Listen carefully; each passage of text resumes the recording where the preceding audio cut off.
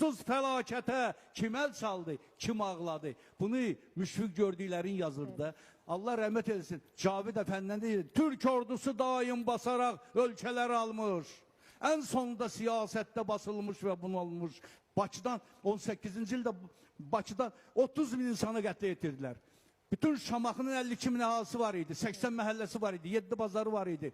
24 məscidi var idi. Onları darmadağınlar Şamaxdan 54 bin əhaliden 2 bin əhali qayıtdı. Qubanı nə günə qoydular? Lənkəranı, Səlyanı nə günə qoydular onlar? Azərbaycanı nə edilər onlar?